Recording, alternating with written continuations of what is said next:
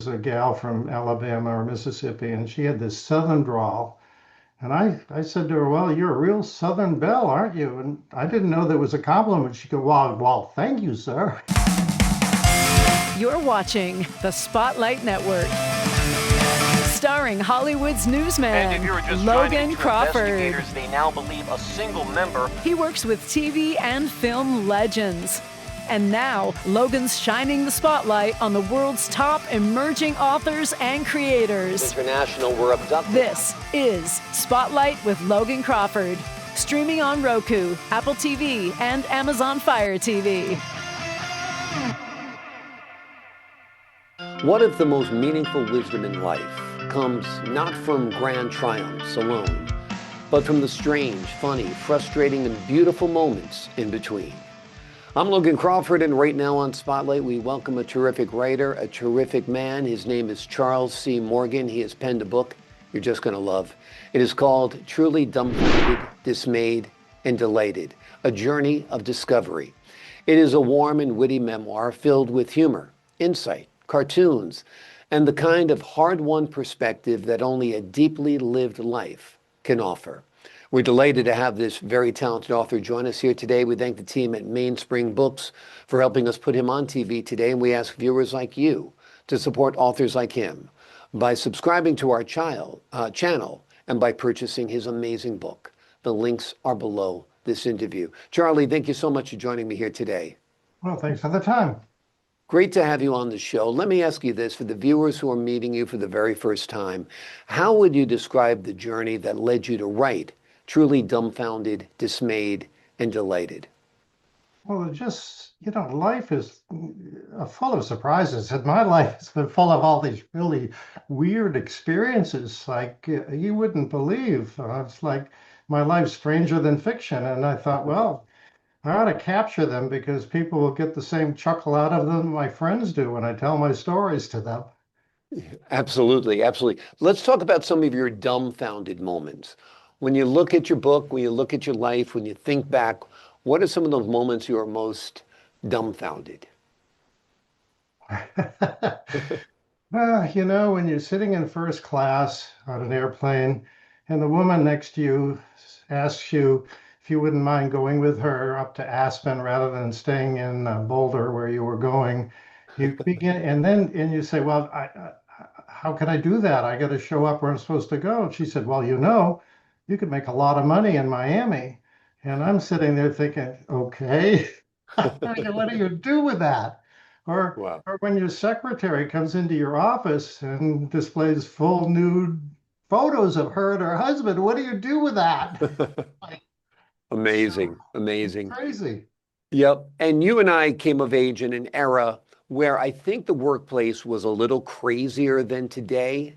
I don't think the nude pictures would fly today, even for a second. But I know I worked at CBS News. I started my career in the 80s, and there was crazy stuff that happened in the CBS News newsroom. But do you think a lot of the craziness that happened in your life is because of the era you grew up in or came of age in? I don't know. I started out in New England. I'm a Yankee from New England. Yeah. And went to law school in Nashville, and a Yankee in Nashville's not pretty, but it's just the experiences of moving around. This country is an amazing country. I spent years in Houston, loved Houston, different part of the world. Mm-hmm. They think of themselves as a different country. But so, all of these experiences just are you can't begin to describe how amazing some of it is and how crazy some of it is. Yeah, amazing. You were telling me a story off camera before that you went to Wesleyan University, which is one of the most liberal colleges in the nation today, and I imagine it was back when you went too. And you were a clean-cut guy with a flat top and all of that, but the long-haired hippie people are the people you had to dorm with, right? Well, my family's military, and I was, go get the commies in Vietnam. And my roommate was going on hunger strikes against the Vietnam War, and the deans put us in the same suite. I Yeah. mean, I don't know what they were thinking, and maybe they thought we'd learn something from each other, but no, Right. no. And then I got irritated at the end of the first year, and he drank my booze, passed out. And so what did I do? I cut half his hair off because I thought it was, but I didn't want to wake him up by cutting both sides. So the next day he's going, "What the hell happened to my hair?" That's funny. And then I think about it today. I said, I can't believe I did that. I It's like, know. I know. The indiscretions of youth, it happens. You do crazy things. I always say if I was coming of age in this era, I'd be totally done because there'd be video of everything I did. So, somebody would have taken a iPhone video of you cutting the guy's hair and it would have all been over. That would have gone to the dean's office. You've been in the local news and, all that crazy stuff. Interesting about your book is that you also included hand-drawn cartoons. Tell us about some of those. well,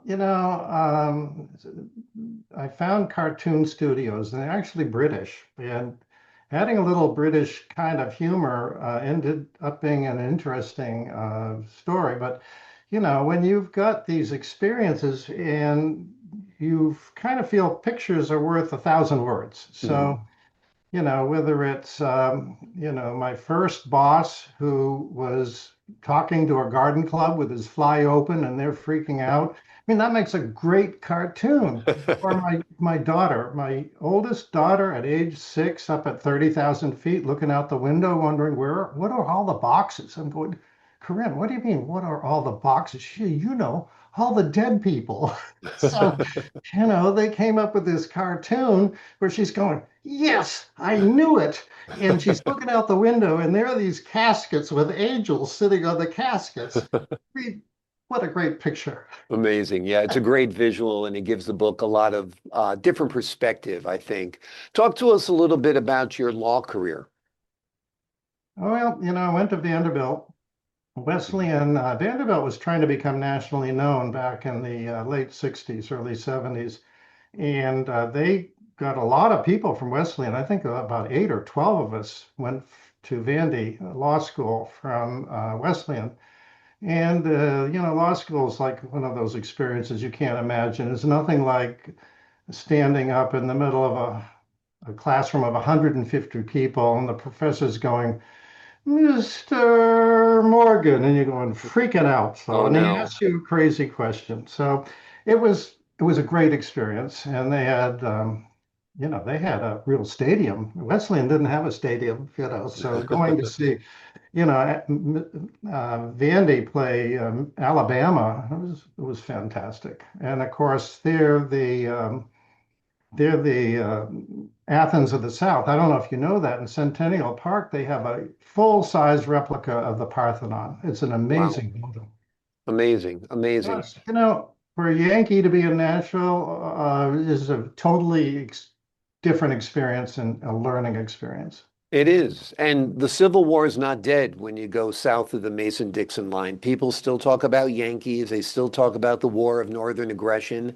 And, they still go to, the monument in Georgia, Stone Mountain, to look at the fathers of the Confederacy. So it is a different place. It's a different world down there. I went to one party in the married students dorm. I was just newly married, and there was a gal from Alabama or Mississippi, and she had this Southern drawl. And I said to her, "Well, you're a real Southern belle, aren't you?" And I didn't know that was a compliment. She go, "Well, thank you, sir." That's funny. You just Different figured world. all Southern girls were Southern belles, but I meant a little bit more. When you look back on your career, what are some of the standout events? Ooh, going down to Washington, D.C., negotiating with staff about tax legislation, and learning a lot about. I was a pension lawyer. Pension law was changing. The government was trying to force companies to put retiree healthcare liabilities in their books, and it's just really weird because my doing that work led to a career where one of the business units asked me to come over to the business side, and I had to decide, well, you're going to play lawyer or you're going to go over to the dark side and play business guy. And I decided to go over to the business side. And then it was really weird because that experience played right into a whole new market, and they asked me to run a new business. I said, "You want a lawyer to run a business?" They said, "Well, yeah, you know more about this than anybody." So, Yeah.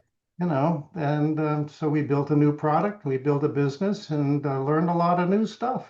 Very, very cool. And a little bit of a diversion in your career that brought you to new levels and new levels of success as well. Your grandfather's wisdom seems to echo through the spirit of your memoir. Talk to us a little bit about his influence. Well, my grandfather died pretty young. I Mm, was maybe 5 years old when he passed away. This is my paternal grandfather. I never knew my maternal grandfather. He died when my mother was 16. mm, But the stories I heard about him, well, my grandmother bumped into him, went out to Canton, Ohio for some reason to create a tea shop, which is really weird. And he was in vaudeville. She actually hired him. He came in to play the piano at our grand opening, and that's how he met my grandfather. And he was quite a pianist. I can remember sitting next to him on the piano, and he'd be playing Pop Goes the Weasel, his thumb in his mouth, big pop. So those are my memories of him, really limited. But what little I've learned about him is my genealogical research, and discovering he played the organ and the piano and when the before the movies had talkies, mm. and he was in vaudeville. So. Very, very cool. Was there anything you learned about yourself when you were writing this memoir? Because, you know, I think you examine your life on a different level once you put it down on paper. No, I don't know if I learned some. I was an exploration around who I am and how I learn. And I just don't learn very well by reading and studying. I learn by experiencing. And boy, Mm. when I experience something, it's like, sexual harassment kind of thing. Well, I never really understood it until a secretary came on to me in a way that I didn't like. So I experienced it, that I discovered, was I homosexual or heterosexual? Well, in a fraternity up at Colby, going up to visit my future wife, when a guy came on to me, I discovered something. I discovered I'm purely heterosexual. So, Yeah, and writing all that stuff and re-experiencing it, I guess, just reminded me of my own limitations and my own way of being me. yeah, absolutely. Was there a particular story in the book that was especially meaningful, difficult, or joyful to revisit? Oof, there are so many.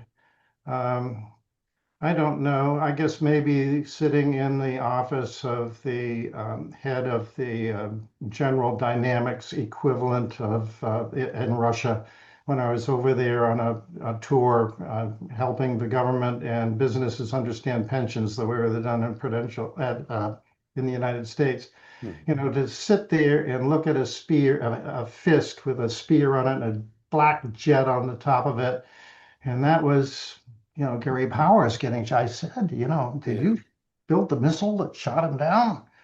Hmm. Oh, really? Silence. Couldn't talk about it. But, you think about that and you think about how different that world is from us. It just reminds me of how lucky we are in the United States to have what we got.